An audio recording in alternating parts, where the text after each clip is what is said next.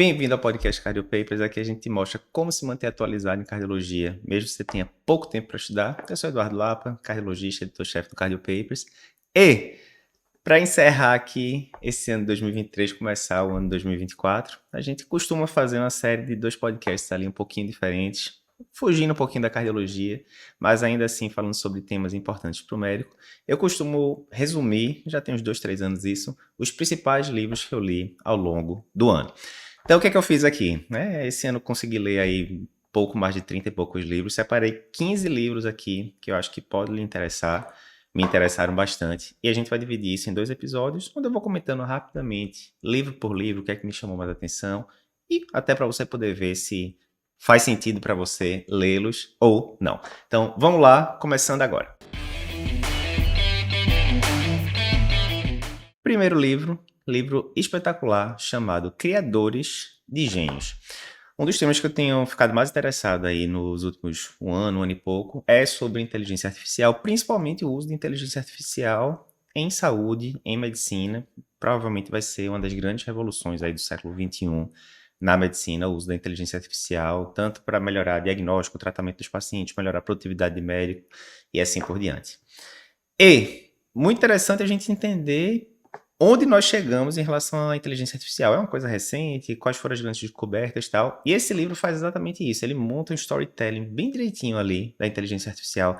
Desde o finalzinho da década de 50, quando houve ali os primeiros estudos na área. Depois, década de 60, 70, 80, que a gente teve basicamente poucos avanços, mas aí você vê a persistência de alguns poucos cientistas que continuavam acreditando na ideia. E aí, década de 90 começa a acelerar um pouco, 2000 também, e aí década de 2010, né, a coisa vai evoluindo absurdamente, e década de 2020, a gente viu aí, finalzinho de 2022, saiu o ChatGPT, e mesmo que você não tenha usado ainda, você deve ter ouvido falar e tal. Esse livro, primeiro, ele tem um storytelling muito bom, então ele vai mostrando ali os principais players, as coisas que tiveram ali no meio do caminho. Ele fala um pouco também, de forma bem didática, né, como é que a inteligência artificial evoluiu, como é que ela consegue, né, interpretar imagens, etc. Então ele vai explicando de uma forma bem didática. Vale muito a pena você ler. Livro bem fluido, bem tranquilo de ler. Não é técnico, nada do tipo. Mas ele vai lhe mostrando coisas muito importantes e que todo mundo vai ter que saber, né, em maior ou menor grau sobre inteligência artificial nos próximos anos. Recomendo fortemente. Primeiro livro, esse. Segundo livro, esse aqui infelizmente só tem em inglês, chamado Poor Charlie's Almanac. Esse livro eu já tinha lido ele no formato PDF ali, porque ele estava fora de catálogo há muitos anos, e agora no comecinho de dezembro ele foi republicado. E é uma compilação sobre aprendizados de vida e conselhos de Charlie Munger, que é um grande ídolo que eu tenho. Infelizmente, Charlie Munger morreu 4, 5 dias antes da publicação do livro, aos 99 anos. Se você nunca ouviu falar de Charlie Munger, ele era o parceiro de Warren Buffett, né, conhecido como o maior investidor da história e tal.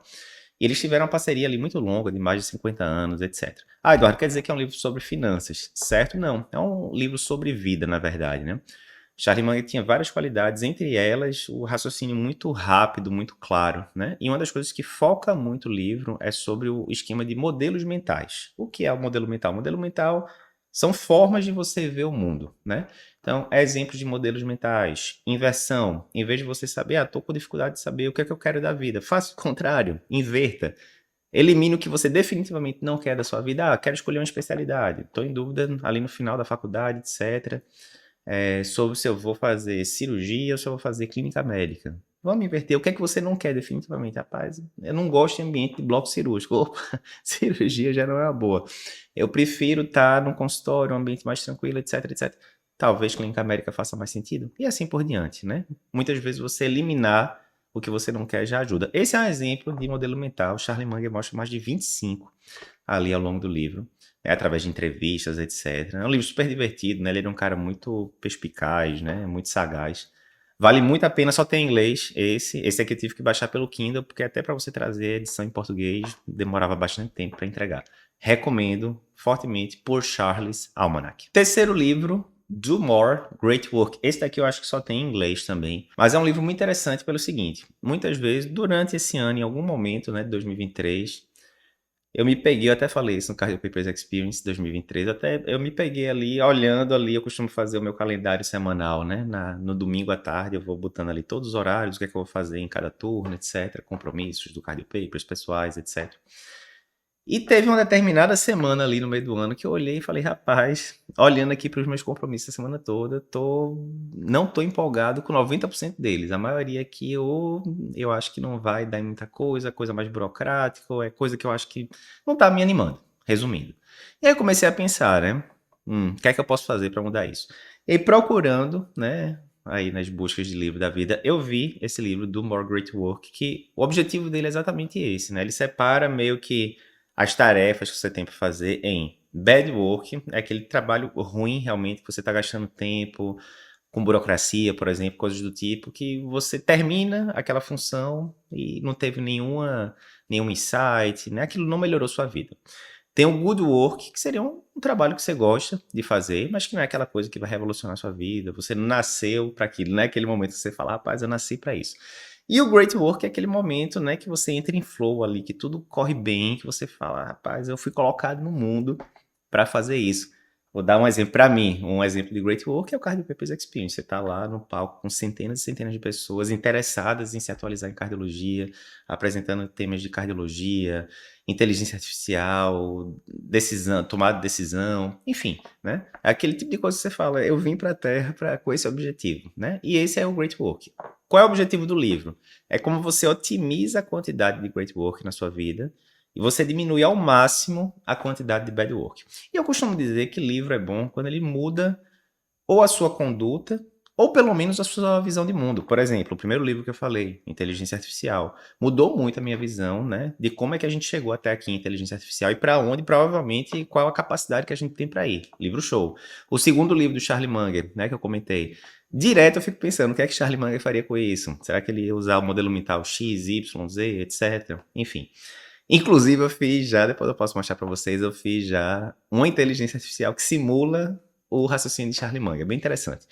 E esse livro aqui do More Great Work, ele tanto mudou a minha visão, né, de como escolher ou não as coisas que eu vou fazer no futuro, primeiro.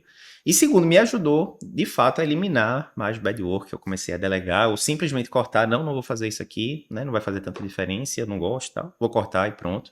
Ou delegar, né, para outras pessoas, e por aí vai. Livro muito bom, se você tá com essa percepção, às vezes, de que boa parte do seu horário de trabalho você está empregando em coisas que não estão lhe fazendo brilhar os olhos, é uma boa recomendação de leitura para você dar uma checada. Quarto livro, bem interessante, esse daqui eu acho que também só tem em inglês, é o The Art of Learning, desse autor aqui, Josh Waitzkin. Interessante, interessantíssimo, né? Uma das áreas que definitivamente eu mais me interesso é justamente didática, aprendizado, como fazer os nossos alunos, os nossos seguidores aprender, né, da melhor forma possível, né? Aprender a maior quantidade de coisa possível, de preferência no menor tempo possível, né? E esse livro fala exatamente sobre isso. A história, né, é desse cara que foi, eu não sei se chegou a ser campeão mundial, já tem uns bons meses que eu li, mas ele foi campeão de alguma coisa lá dos Estados Unidos, algum campeão alto de xadrez, desde muito pequeno, que ele estudava muito xadrez, etc. E ele vai meio que descrevendo a forma como ele ia aprendendo a aprender, né? O interessante é que, depois de muitos anos sendo campeão de xadrez, que é uma arte 100% intelectual, ele migra para um tipo de arte marcial, né? Tai Chuan, eu descobri através desse livro que Tai Chuan tanto tem a forma de arte marcial quanto a forma mais meditativa, né? E por aí vai. E ele vira campeão mundial ou alguma coisa do tipo, usando os mesmos princípios de aprendizado que ele fez para o xadrez, mas agora numa arte, né, majoritariamente física, né? Óbvio que tem uma parte cognitiva muito grande, como qualquer arte marcial, mas muito física, né? E é muito interessante que você pega um cara que virou faixa preta, entre aspas, em duas áreas completamente diferentes da vida, isso já não é comum, e que ele aplica basicamente os mesmos princípios para uma área e para outra. Cara inteligentíssimo, esse daqui foi a indicação de um podcast que eu escutei dele, do autor com Tim Ferriss, que é um cara que eu gosto muito, que faz podcast lá nos Estados Unidos. E se você se interessa por esse tema, como é que eu faço para aprender melhor? O que é que está por trás do aprendizado? Essa é uma ótima dica de leitura. Quinto livro, Amor pelas Coisas Imperfeitas. Esse daqui é um monge budista, que é o autor. não sei se a pronúncia é essa, mas Haemin Sunim. Ele é o mesmo cara do livro que eu, se eu não me engano, eu falei em 2022, que é um livro espetacular também, que é Coisas que você só vê quando desacelera, coisas do tipo. Alguma coisa do tipo, o título. Mas qual é a pegada desse livro? É basicamente é, conceitos budistas aplicados à vida moderna ocidental. Muito interessante o livro. Alguns conceitos que ele fala aqui, né? Um conceito muito interessante. Uma mentalidade feliz exige prática, né? No final das contas, se você perguntar para qualquer coisa, o que é que você quer? Quero ser feliz, etc e tal. Mas a gente não vê a felicidade como uma habilidade, como uma skill que você consegue adquirir, né? Você acha que é uma coisa que vai, quando tudo estiver encaixado, quando eu estiver no emprego que eu quero, a minha família estiver bem, eu vou ser feliz, né? E o que ele fala muito aqui ao longo, são vários trechozinhos curtos, né? Bem tranquila a leitura. O que ele vai dizendo é que é aquela velha história, você tem que aproveitar a jornada, todo mundo fala, mas é verdade, você tem que aproveitar a jornada, não vai ser essa grande conquista de terminar o doutorado, virar professor da Universidade X, ganhar XYZ por mês no seu consultório, não vai ser isso que vai definir, em última instância, né, a sua felicidade. Então você tem que estar praticando todo dia essa habilidade, e um ótimo exemplo que ele diz é começar o dia com as coisas que você gosta de fazer, que de fato lhe causam bem-estar, e muitas vezes é uma besteira, né? Você tirar 15 minutinhos para ler ali um livro, fazer uma meditação, dar uma andada no parque, na praia, o que é que seja, né? Isso aí vai variar de pessoa para pessoa. Outra coisa muito interessante que ele fala é esse: momentos especiais não estão separados da vida cotidiana, né? Isso eu tenho notado muito nos últimos anos, né? Vendo minhas filhas crescerem e tal. Muitas vezes os momentos que eu considero mais felizes ali ao longo do ano são movimentos totalmente ordinários no sentido de comuns. É aquele negócio, você tá vendo elas brincando ali no parque, né, se divertindo, etc, etc. Ou quando eu vejo elas falando alguma coisa que elas aprenderam comigo, né?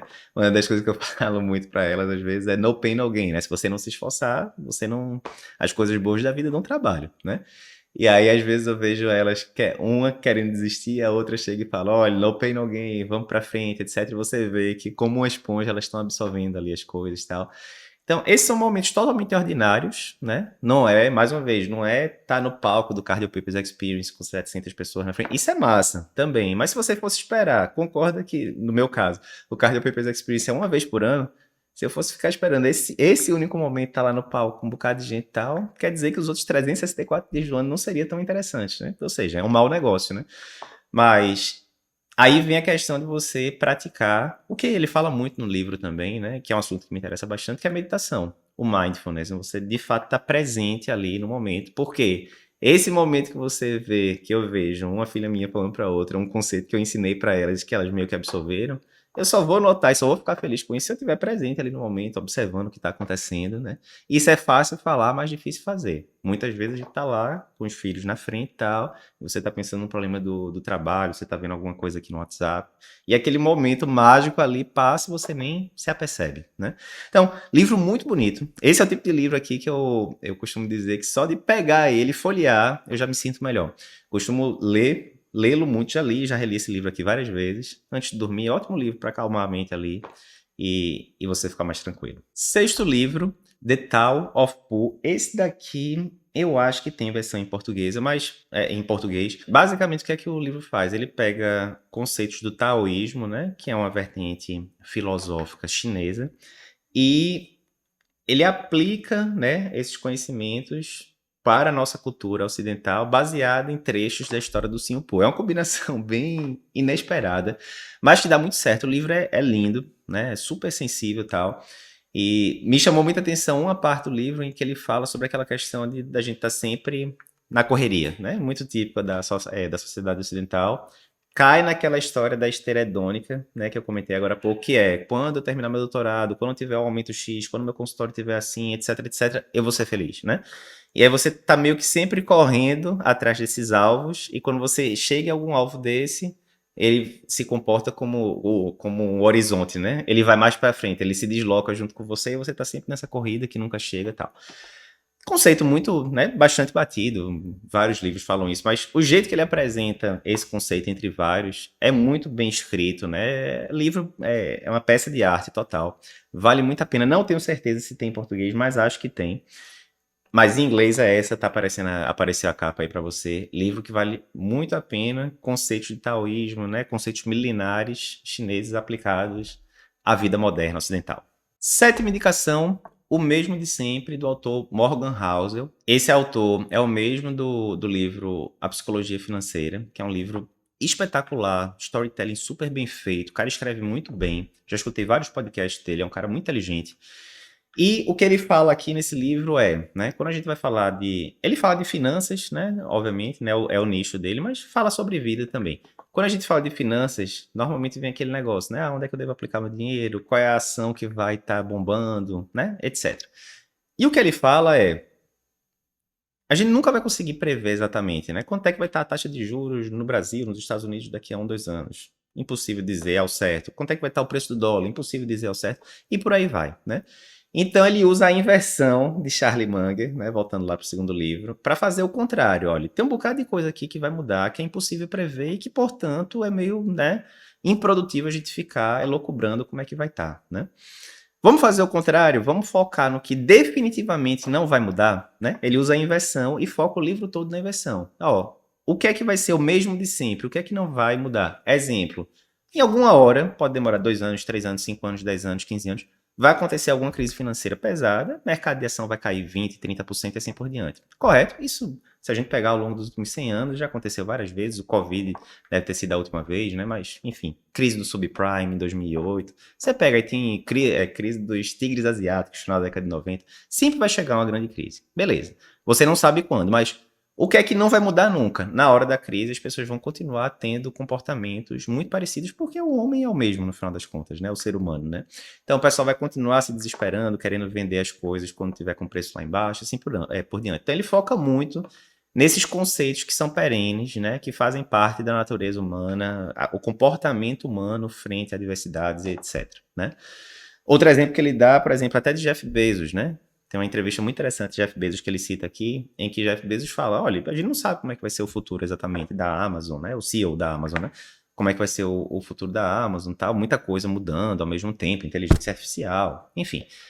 Mas aí Jeff Bezos fala, o que é que vai ser sempre o mesmo de sempre? O que é que não vai mudar? Daqui a 10, 20 anos, os nossos clientes vão continuar querendo preços o mais baixos possíveis. Não vai acontecer nenhuma situação que o cliente vai estar querendo pagar mais de um produto.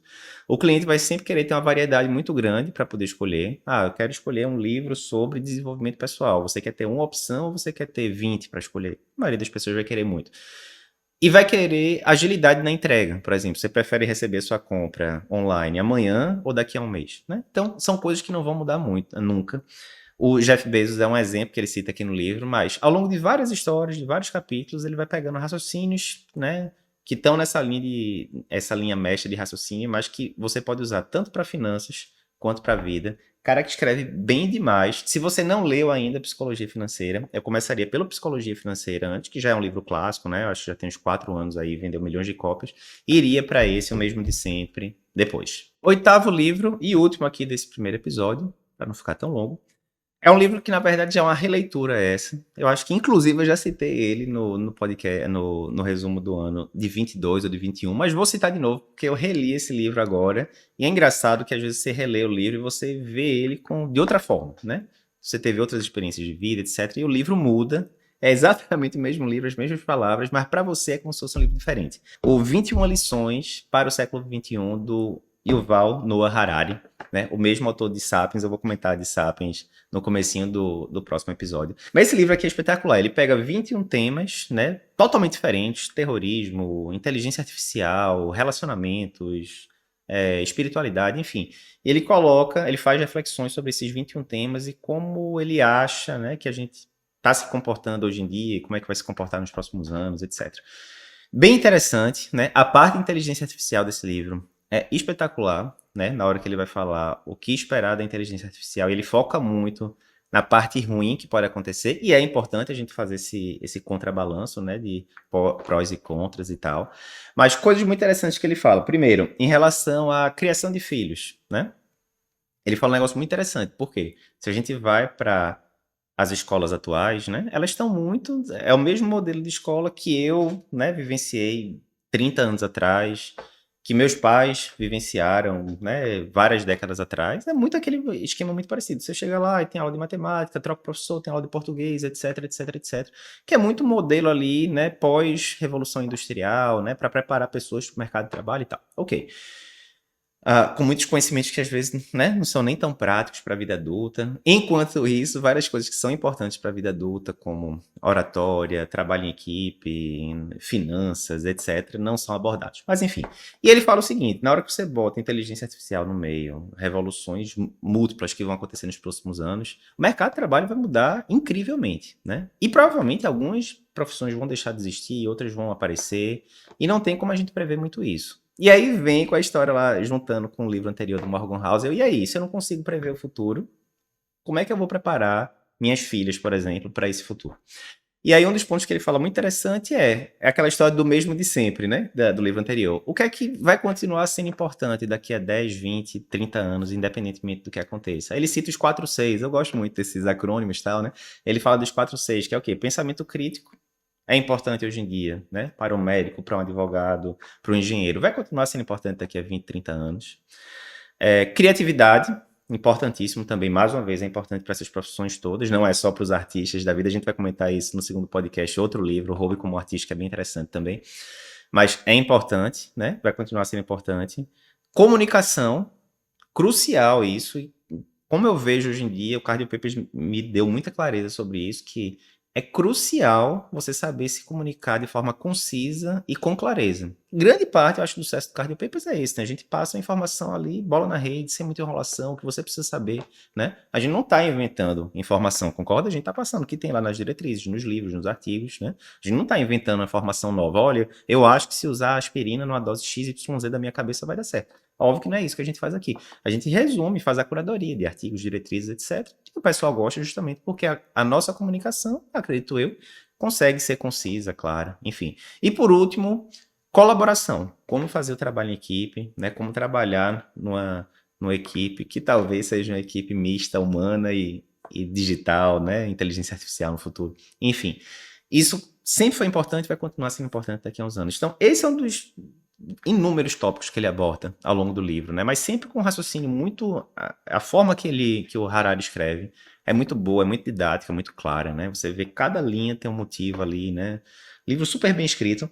Várias outras coisas que ele fala também. A habilidade mais importante que ele julga para o século XXI. Bem interessante isso. Flexibilidade. O que ele diz é, provavelmente, diferentemente da minha geração, das gerações que vieram antes, que onde você se formava, me formei como médico, fiz cardiologia, provavelmente vou ser cardiologista ao longo da vida inteira e acabou, né? Vou ter que estar me atualizando em cardiologia, lógico, mas acabou. É cardiologia e vou ficar fazendo aquilo ali por 40, 50 anos.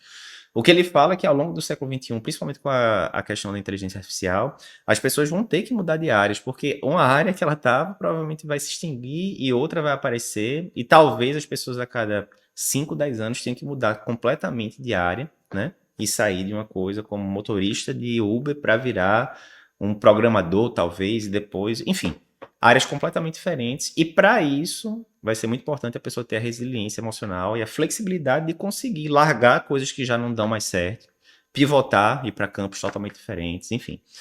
Mais uma vez, eu peguei aqui 2 conceitos dos 200 que ele fala no livro, né? Mas livro cheio de insight. O capítulo de meditação desse livro, que é o último capítulo, provavelmente é um das melhores narrativas que eu já li sobre por que meditar. Super bem escrito também, né? Foi um dos livros que me empolgou para começar a meditar uns 3, 4 anos atrás. Eu acho que eu li esse livro a primeira vez em 2020, se não me engano. Mas ótima dica de leitura. Lembrando que o livro mais conhecido do Harari é o Sapiens, e esse é o primeiro livro que eu vou comentar no próximo episódio. Lembrando, se você gosta desse tipo de conteúdo que foge um pouquinho ali o feijão com arroz ali, falando só a parte técnica de medicina, dose, medicação, novas diretrizes, que a gente adora falar isso, mas a gente gosta de sair um pouquinho também desses temas e falar de temas mais gerais. Se você gosta desse tipo de conteúdo, tá vendo o vídeo aqui no YouTube, comenta pra gente, se inscreve no canal. Se tá escutando pelo podcast, não esquece de dar 5 estrelas pra gente e compartilhar com os seus amigos.